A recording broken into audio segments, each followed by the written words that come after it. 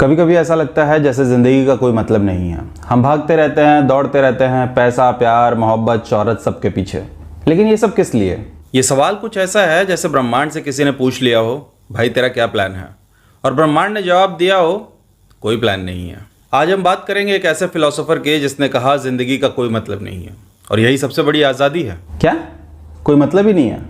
तो फिर हम जीते क्यों हैं? यही जानने के लिए ये वीडियो आखिरी तक देखें, क्योंकि आज हम समझेंगे द मिथ ऑफ सिसिफस और ज़िंदगी के सबसे बड़े सवाल का जवाब।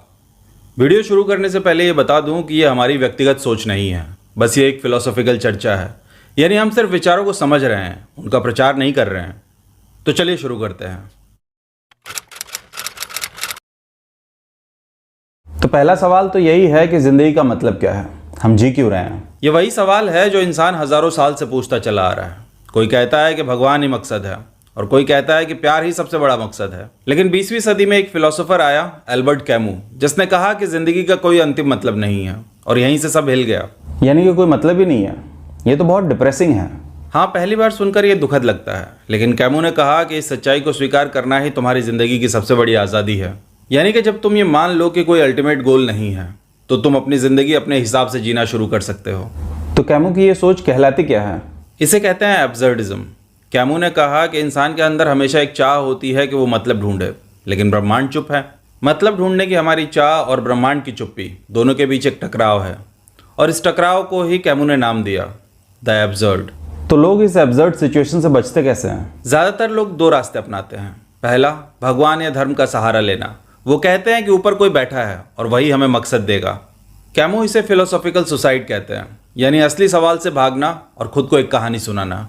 और दूसरा रास्ता है खुदकुशी, क्योंकि लोग कहते हैं कि जब जीवन का कोई मतलब ही नहीं है तो जीने का क्या फ़ायदा। लेकिन कैमू कहते हैं कि इन दोनों रास्तों से दूर रहो। तो फिर तीसरा रास्ता क्या है? तीसरा रास्ता सबसे मुश्किल है। जीवन का मतलब ढूंढने की तलाश छोड़ दो। जिंदगी जैसी है उसे वैसे ही स्वीकार करो। मतलब नहीं है फिर भी जीते रहो। ये सुनकर थोड़ा अजीब लग रहा है। बिना किसी मतलब के जीना कैसे संभव है? सोचो, अगर तुम्हें कोई कह दे कि इस खेल का कोई नियम नहीं है, तो तुम क्या करोगे?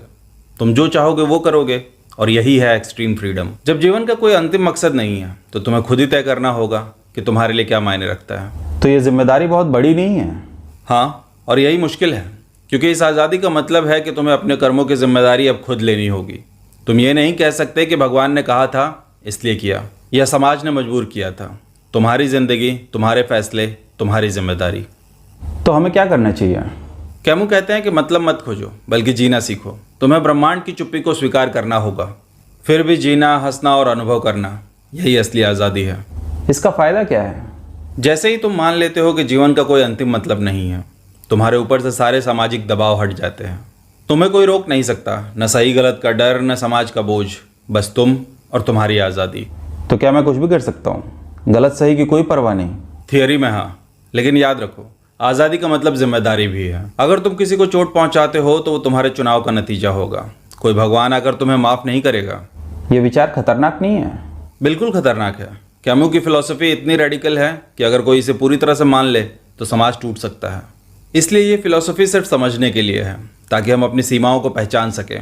कैमू ने इस बारे में कहीं कुछ लिखा है? कैमू का एक मशहूर नावल है द स्ट्रेंजर, वो यही विचार दिखाता है। इसमें एक आदमी हत्या करता है, लेकिन कोर्ट उसे इसलिए फांसी देता है क्योंकि वो पछतावा नहीं दिखाता। समाज उसकी ईमानदारी से डर जाता है, क्योंकि उसने कहा मैंने कुछ गलत नहीं किया, क्योंकि कोई अंतिम नैतिकता है ही नहीं। समाज क्यों डरता है? क्योंकि समाज का पूरा ढांचा मतलब और मूल्यों पर खड़ा है। अगर लोग ये मान लें कि कुछ भी सही गलत नहीं है, तो सारे नियम खत्म हो जाएंगे। इसलिए समाज ऐसे विचारों को दबाता है। ये एक्सट्रीम फ्रीडम होती कैसी है? एक्सट्रीम फ्रीडम का मतलब है कि तुम्हें कोई रोक नहीं सकता, न धर्म, न समाज, न नैतिकता। तुम अपनी ज़िंदगी जैसे चाहो वैसे जी सकते हो।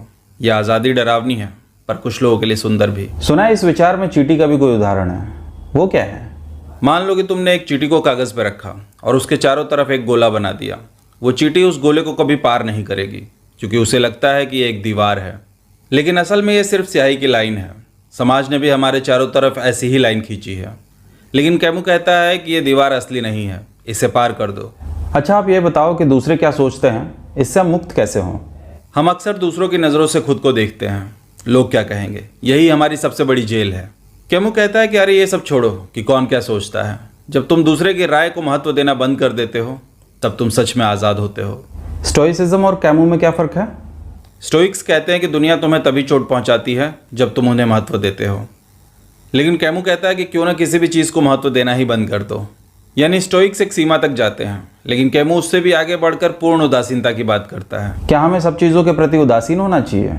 नहीं, ये तुम्हारा चुनाव है। तुम अपनी चीज़ों को महत्व दे सकते हो, जैसे प्यार, दोस्ती, सपने, लेकिन ये सब जानकर कि ये अस्थायी हैं। यानी कि तुम खेल का हिस्सा तो हो, लेकिन ये जानते हो कि खेल असली नहीं है। तो कैमू के हिसाब से जीने का क्या तरीका है? कैमू कहता है कि ज़िंदगी को किसी मंजिल के लिए मत जियो, बस जियो, हर पल का अनुभव करो। मतलब सफ़र का मज़ा लो, मंजिल की चिंता मत करो। आप शुरू में मिथ ऑफ सिसिफस कह रहे थे, वो क्या है? ग्रीक माइथोलॉजी में एक सिसिफस नाम का राजा था। देवताओं ने उसे सजा दी कि एक पत्थर लो और उसे पहाड़ पर चढ़ाओ। जैसे ही वो ऊपर पहुंचेगा वो लुढ़क जाएगा और ये काम हमेशा करना होगा। और ये ज़िंदगी का प्रतीक है। हम रोज़ मेहनत करते हैं, लेकिन सब फिर से शुरू हो जाता है। तब तो सिसिफस कभी खुश होगा ही नहीं। कैमू कहता है कि सिसिफस तभी खुश होगा जब वो ये समझ ले कि मंजिल है ही नहीं, बस संघर्ष ही असली है। और अगर वो पत्थर ढकेलने में ही आनंद ढूंढ ले तो उसकी सज़ा भी आज़ादी बन जाएगी। यानी कि मंजिल नहीं, सफ़र ज़रूरी है। बिल्कुल, जिंदगी का मतलब किसी अंतिम जीत में नहीं, बल्कि संघर्ष के अनुभव में है। और ये सोच हमें दुख से कैसे बचाती है? जब तुम ये मान लेते हो कि जिंदगी का कोई अंतिम मतलब नहीं है, तो दुख भी अस्थायी हो जाता है। तुम्हें पता होता है कि ये भी गुजर जाएगा, और ये सोच तुम्हें शांत रखती है। अगर कुछ भी मतलब नहीं रखता, यानी कि प्यार भी मायने नहीं रखता। प्यार भी अस्थायी है, लेकिन इसका ये मतलब नहीं कि वो झूठा है। तुम किसी से प्यार कर सकते हो, लेकिन ये जानते हुए कि वो एक अनुभव है। तो फिर गुस्सा, नफरत, इन सब भावनाओं का क्या करें? अगर तुम ये मान लो कि सब अस्थायी है, तो गुस्सा और नफरत भी कम हो जाएगी, क्योंकि तुम ये समझोगे कि ये सब भी खेल का हिस्सा है। इससे मौत का डर कैसे ख़त्म होगा? मौत बस एक घटना है। जब तुम्हें पता हो कि सब अस्थायी है, तो मौत भी बस एक सीन ही लगती है। कैमू कहते हैं कि मौत से मत डरो, बल्कि जीते समय पूरी तरह से जियो। तो ये विचार कोई प्रैक्टिकली कैसे अपनाए? हर दिन को छोटे छोटे पलों में जियो। खाना खाओ, चाय पियो, दोस्तों के साथ मस्ती करो। ये मत सोचो कि इसका कोई बड़ा मकसद है, बस अनुभव करो, और यही अभ्यास धीरे धीरे तुम्हें मुक्त करेगा। और कोई इस तरीके से सोच ही ना सके तो ठीक है, कैमू की फिलॉसफी हर किसी के लिए नहीं है। कुछ लोग भगवान में सुकून पाते हैं, कुछ आदर्शों में। मकसद ये नहीं है कि सबको कैमू की तरह ही जीना चाहिए, बल्कि ये कि तुम अपने चुनाव को समझो। ये सोच इंसान को आलसी नहीं बना देगी? नहीं, जब तुम्हें पता हो कि कोई मंजिल नहीं है, तो तुम सिर्फ मंजिल पाने के लिए नहीं, बल्कि सफ़र का मज़ा लेने के लिए काम करोगे। ये फिलॉसफी बिजनेस या काम में कैसे मदद कर सकती है? जब तुम काम को अंतिम सफलता के लिए नहीं, बल्कि अनुभव के लिए करते हो, तो तनाव कम हो जाता है। तुम और ज़्यादा क्रिएटिव हो जाते हो, क्योंकि असफलता का डर खत्म हो जाता है। अगर सब बेमतलब है, तो कुछ सीखने का क्या फ़ायदा? सीखना खुद में आनंद है। तुम्हें किसी बड़े कारण के लिए नहीं सीखना है, बल्कि इसलिए सीखना है कि तुम्हें ये खुद मज़ेदार लगता है। क्या ये सोच नास्तिकता को बढ़ावा देती है? ज़रूरी नहीं है। तुम भगवान को मान सकते हो, लेकिन ये जानते हुए कि ये तुम्हारी कल्पना है। ये फिलॉसफी तुम्हें सिर्फ ईमानदार बनाती है, न कि किसी धर्म का विरोधी। अगर सब कुछ फर्जी ही है, तो दोस्ती का क्या?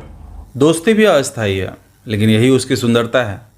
जैसे फूल एक दिन खिलता है और दूसरे दिन मुरझा जाता है, लेकिन तुम उसे उसकी अस्थायी चमक के लिए ही प्यार करते हो। ये सोच उदासी को कैसे कम करती है? जब तुम ये मान लेते हो कि दुख का कोई बड़ा कारण नहीं है, तो दुख का बोझ हल्का हो जाता है। तो फिर खुशी का असली रहस्य क्या है? खुशी मंजिल में नहीं है, बल्कि वो संघर्ष के बीच में है। जैसे कोई डांसर नाचते समय सिर्फ नाच में डूबा हो, न कि ये सोच रहा हो कि उसे इनाम मिलेगा या नहीं। तो क्या ये सोच आपके अकेलेपन को बढ़ाएगी? नहीं, बल्कि ये तुम्हें गहरा कनेक्शन देती है। जब तुम ये जानते हो कि सब अस्थायी है, तो तुम हर रिश्ते को पूरी तरह से जीते हो, बिना किसी अपेक्षा के। कैमू खुद कैसे जीते थे? कैमू बहुत साधारण खुशियों में जीते थे। दोस्तों के साथ समय बिताना, समुद्र किनारे टहलना, लिखना, हंसना। वो मानते थे कि छोटे छोटे पलों में ही असली जीवन है। और अगर मैं सब छोड़ना चाहूँ तो?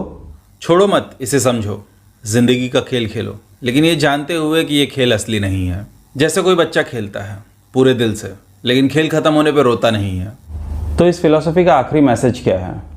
कैमू कहते हैं कि ये सोचो कि सिसिफस खुश है, मतलब तुम्हारा पत्थर कभी ऊपर नहीं रुकेगा, लेकिन तुम पत्थर को ढकेलने में ही खुशी पा सकते हो, और यही जिंदगी का रहस्य है।